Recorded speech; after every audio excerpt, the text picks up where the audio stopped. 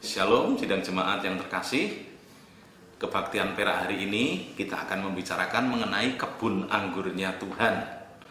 Firman Tuhan terambil di dalam Yesaya pasal 5 ayat 1-7. Demikian. Aku hendak menyanyikan nyanyian tentang kekasihku, nyanyian kekasihku tentang kebun anggurnya. Kekasihku itu mempunyai kebun anggur di lereng bukit yang subur. Ia mencangkulnya dan membuang batu-batunya. Ia menanaminya dengan pokok anggur pilihan.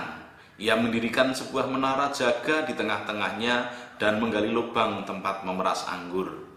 Lalu dinantinya supaya kebun itu menghasilkan buah anggur yang baik, tetapi yang dihasilkannya ialah buah anggur yang asam.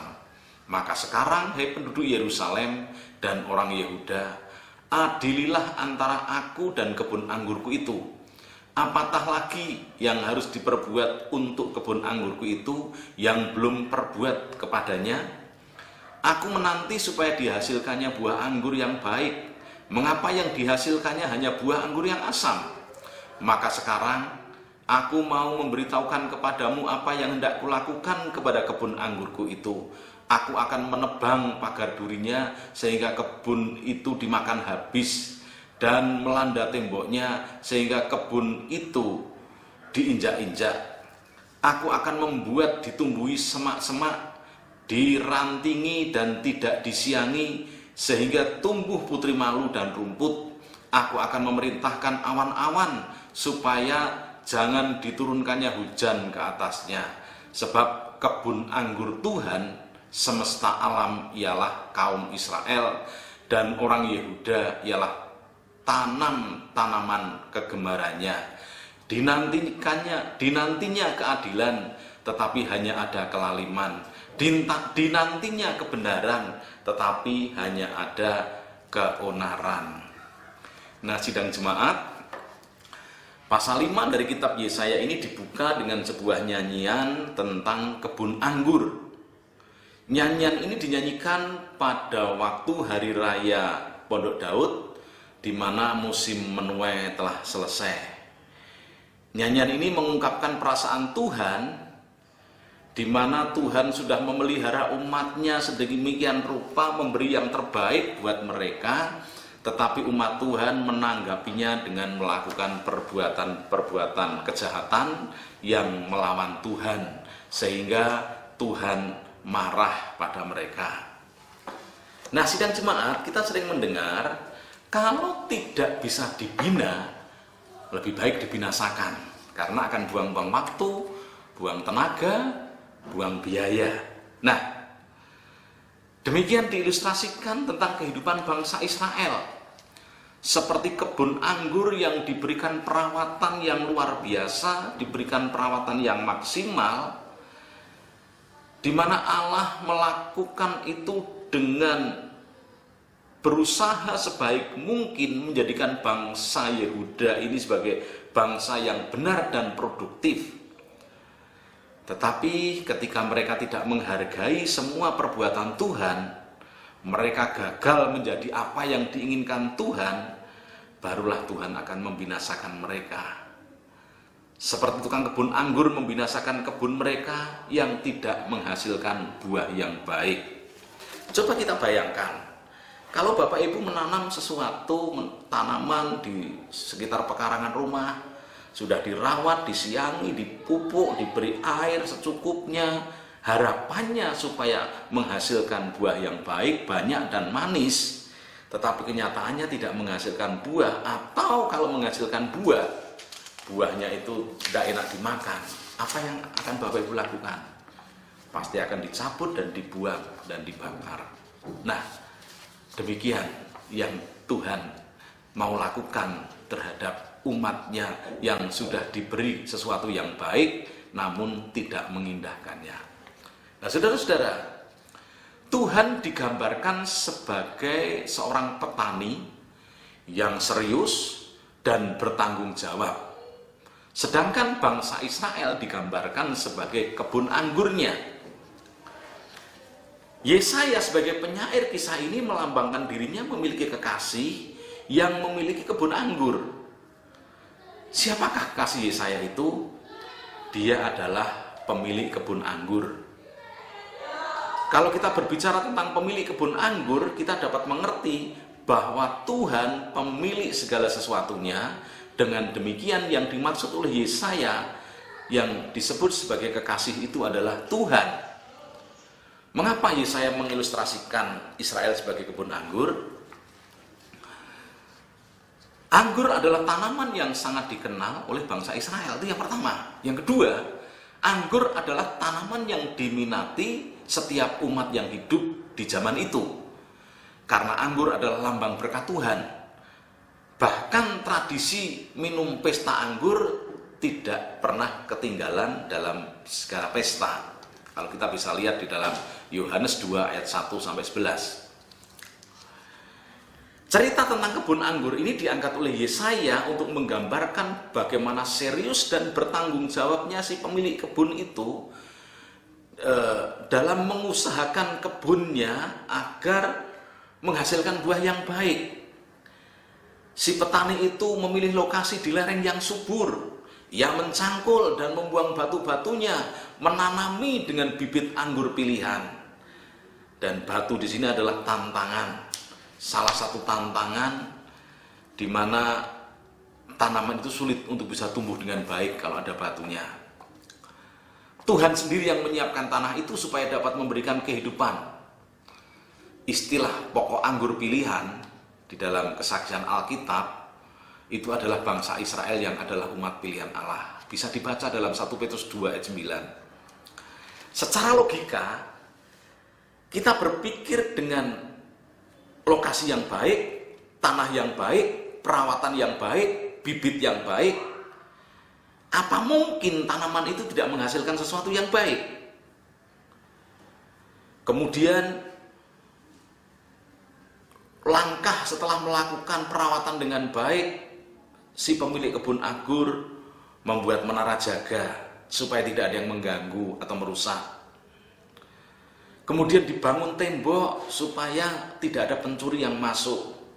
Karena apa? Pemilik anggur punya keyakinan bahwa dengan diperlakukan secara baik seperti itu akan menghasilkan buah yang baik dan dijaga di tengah-tengah hama yang dapat merusak dan mencurinya, sehingga pemilik kebun anggur itu membangun sebuah tempat pengolahan atau pemerasan. Dia menantikan dengan penuh sukacita karena tidak ada keraguan sedikit pun akan mengalami kegagalan. Tapi apa yang terjadi? Jauh dari apa yang diharapkan. Sangat-sangat mengecewakan. Diharapkan buah yang baik, lebat dan manis, tetapi yang diperoleh adalah buah yang asam. Di ayat yang ketiga tersirat bahwa ada keinginan pemilik kebun anggur itu untuk memusnahkan kebunnya. Tetapi agar dia tidak dikatakan sebagai tukang kebun atau tukang kebun atau petani yang tidak sabaran, atau tukang kebun yang kejam, emosian, maka ia mengundang penduduk Yerusalem dan Yehuda untuk menjadi hakim. Apakah ketika dia nanti membakar kebun anggur itu salah atau benar? Nah, seringkali di dalam kehidupan kita mengatakan bahwa Allah tidak adil, Allah tidak peduli, Allah tidak memikirkan nasib kita. Mengapa Tuhan mengizinkan penderitaan seperti itu terjadi pada kita? Di ayat yang keempat, pemilik kebun anggur itu mau mengatakan bahwa dia sudah maksimal dalam perawatan kebun anggurnya. Apalagi yang harus diperbuat? Artinya, segala usaha sudah dilakukan, sudah diupayakan. Lalu dia bertanya, apalagi yang belum dia perbuat untuk kebun anggurnya? Dengan pertanyaan seperti ini, apalagi yang akan dikatakan oleh penduduk Yerusalem dan Yehuda? Dengan segala perlakuan pemilik kebun anggur yang sudah maksimal, tetapi hasilnya sangat mengecewakan, apakah tidak pantas kebun itu dimusnahkan? Kebun anggur itu adalah kehidupan umat Israel yang sangat mengecewakan hati Tuhan. dan Tuhan menubuatkan akan meruntuhkan kerajaan Israel. Ayat 5 dan ayat 6. Aku akan menebang pagar durinya. Ini merupakan nubuatan tentang keruntuhan tembok Yerusalem yang berdiri kokoh melindungi kota Yerusalem. Dengan runtuhnya tembok Yerusalem, bangsa ini akan dijajah, dirampas, dirusak, dan dibiarkan terlantar, dan akan menjadi tanah yang tandus. Perubahan dari tanah yang berlimpah susu dan madu menjadi tanah yang berlimpah dengan air mata. Dan ayat 7, kaum Israel dan orang Yehuda adalah bangsa pilihan Tuhan, umat kegemarannya dan kebanggaannya yang diharapkan untuk menciptakan keadilan, tetapi yang ada adalah kelaliman. Keadilan diperjualbelikan, janda-janda, anak yatim piatu diabaikan, bahkan dimanipulasi untuk mendapatkan keuntungan. Orang-orang yang lemah justru diinjak-injak. Sungguh umat ini mendukakan hati Tuhan. Tuhan menanti-nantikan kebenaran, tetapi yang ada adalah keonaran. Kekecewaan Tuhan akan kehidupan umatnya, sehingga melalui Nabi Yesaya ini menubuatkan akan kehancuran kerajaan Israel. Nah, Bapak Ibu sudah yang terkasih dalam Tuhan, kisah sedih kebun anggur ini mengingatkan kita tentang nasib orang-orang yang tidak menghiraukan firman Tuhan.